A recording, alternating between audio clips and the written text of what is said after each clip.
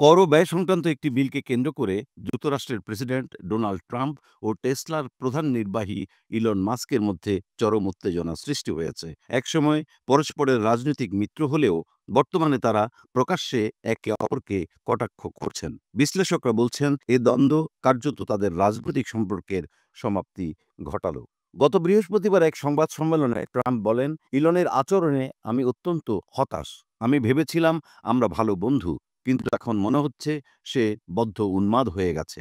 Trump দাবি করেন billion billion dollar সাশ্রয়ের সহজ উপায় হচ্ছে ইলনের সরকারি চুক্তি ও ভর্তুকি বাতিল করা। তিনি বলেন, আমি অবাক হই বাইডেন এতদিনে কেন সেটা করেননি। মাস্কও চুপ থাকেননি। সামাজিক যোগাযোগ মাধ্যম এক্সে ট্রাম্পের মন্তব্যের পাল্টা জবাবে তিনি বলেন, আমাকে ছাড়া ট্রাম্প কখনোই জিততে পারতেন না।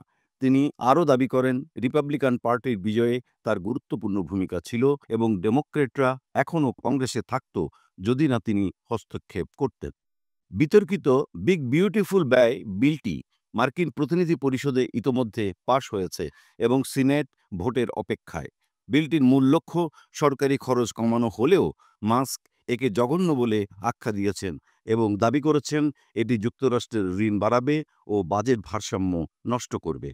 ট্রাম্প দাবি করেন মাস্ক বিরক্ত কারণ বিলটিতে বৈদ্যুতিক গাড়ির প্রণোদনা কমিয়ে দেওয়া হয়েছে, যা টেসলার জন্য ক্ষতিকর।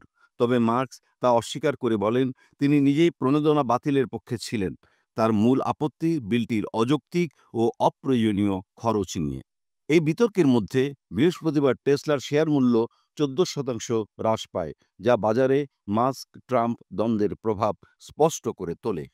ডিপার্টমেন্ট অফ গভর্নমেন্ট এফিসিয়েন্সি এর প্রধান নির্বাহী হিসেবে দায়িত্ব গ্রহণের মাত্র 129 দিনের মাথায় মাস্ক পদত্যাগ করেন এবং এরপর থেকেই তিনি এই বিলের বিরুদ্ধে সরব হন।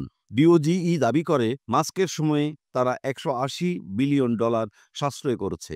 তবে মাস্কের $2 ট্রিলিয়ন ব্যয় হ্রাসের প্রতিশ্রুতির তুলনায় সেটি অপ্রতুল বলেই বিশ্লেষকদের মত।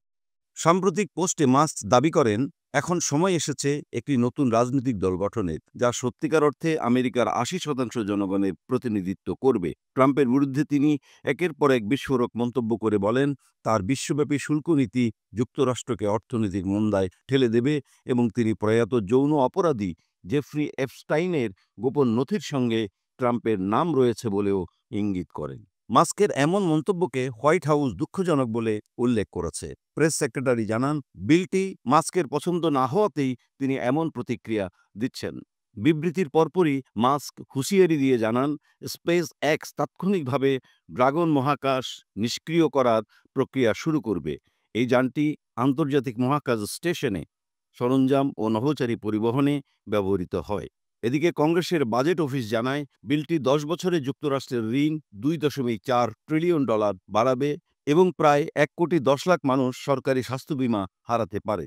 যদিও হোয়াইট হাউস বলছে এই বিশ্লেষণে শুল্ক বৃদ্ধির মাধ্যমে আসা রাজস্ব বিবেচনায় নেওয়া হয়নি।